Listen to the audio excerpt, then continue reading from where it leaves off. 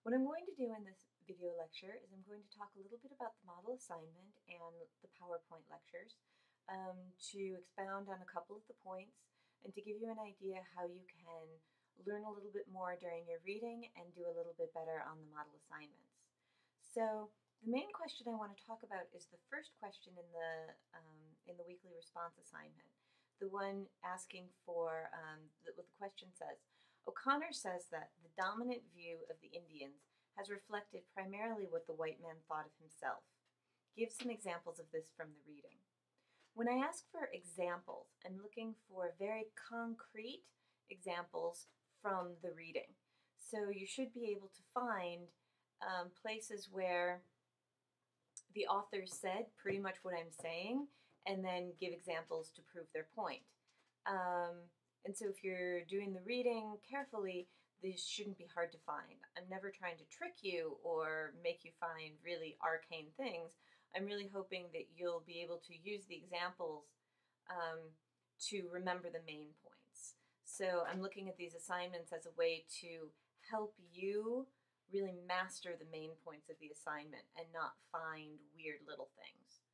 And so some examples from the readings were right in the paragraph where he said that, he talked about how the French had this idea from Rousseau that people were spoiled by all the institutions of culture and that they would be better off if they could be raised closer to nature.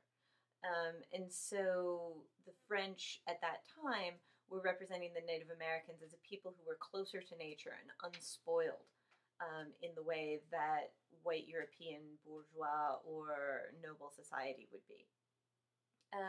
The British, who were going through their own upheavals in terms of religion and Puritanism and all of that, were portraying Native Americans as brutal savages.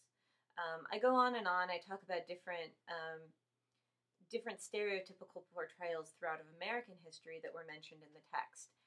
And the point of all of this is not so much learning the particular portrayals and why they were, but the general theme is that the portrayals of the Native Americans were never really about the Native Americans. They were never really trying to make sense of the Native Americans in their own terms. Rather, they were always about using the Native Americans as like a capital O other, against which the whites could compare themselves and work out their own issues, essentially. And so think of it that way, that when white people are portraying Native Americans for their own purposes, the portrayal is never going to be really very respectful or authentic because it's not really about the Native Americans. It's about the white people themselves. So the next thing I'm going to talk about is one of the points from the PowerPoint essays, which is when I asked you to think about why is it that non-Native actors playing the roles of natives and non-natives being the producers of the portrayals of Native Americans. Why is that, and why is it a problem? So Jojola's essay was about the absurdity of native roles being played by native actors and the absurdity of the roles themselves because they're so stereotyped. I think he's arguing that the fact that the roles are generally played by non-natives, produced by non-natives, and written by non-natives is all part and parcel to the fact that the roles themselves are ridiculous. It's all part of the same problem. This theme is important for all of the groups we'll learn about this semester, including women and gender minorities. The reason being that if the people writing the roles and producing the media and paying the bills to get it all made are from the dominant group, then the roles of the people being portrayed are bound to be less authentic.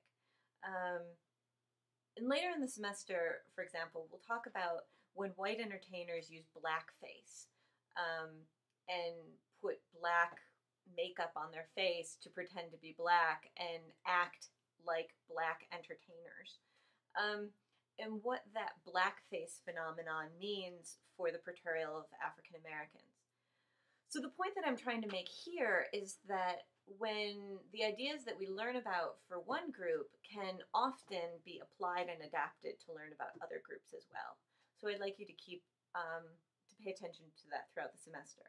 And so when Jojola complained that using non-native actors to play natives in roles written by non-natives and produced by non-natives, it all becomes absurd.